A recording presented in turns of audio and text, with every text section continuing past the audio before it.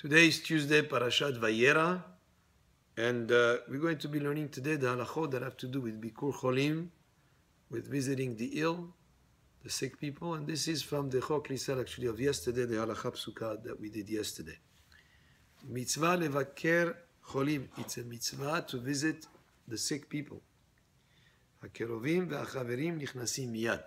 Those who are close relatives and the close friends, nichnasim miyad, they go immediately to visit the person as soon as he becomes ill.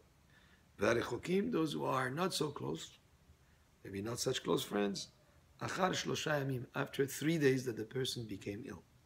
V'im kafatz alav ha'choli, elu ve'elu nichnasim miyad. And if the illness became aggravated, he became gravely ill, then those who are close and those who are not so close, they can go visit immediately. Even someone who's very important should go visit somebody who's not so important. Gadol, so even somebody who's older should visit a person who's young. There are no rules in there. People visit the sick people, and there is no such thing as, in terms of respect, a person who's older, a person who's more important. You go visit a person when he's ill. Even if you need to visit a few times a day, if necessary, then that's what you would do. And even if he's the same age. And any person that can add more visitations, if that would be better for the person who's ill, then that would be praiseworthy. As long as it's not an inconvenience, as long as it doesn't cause discomfort to the person who's ill, then you have to refrain from visiting. When a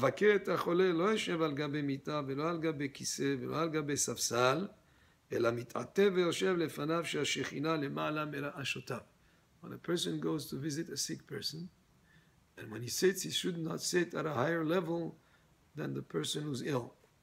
At the time, maybe they wish to sleep on the floor. The ill person, if he's on the floor, you don't sit on a chair because that would be higher than him. And the reason that's given here also, Shashchina Merashota, because the divine presence is next to the head of a person who's ill. And therefore, you have to be careful and be respectful and don't sit at a higher level than him. En מבקרים את החולה בשלוש שעות ראשונות של יום מפני שכל חולה מקל עליו חוליו בבוקר ולא יחוש לבקש עליו רחמים. We don't visit a sick person in the first 3 hours of the day, because typically the first 3 hours of the day, the illness sort of it becomes lighter on the person.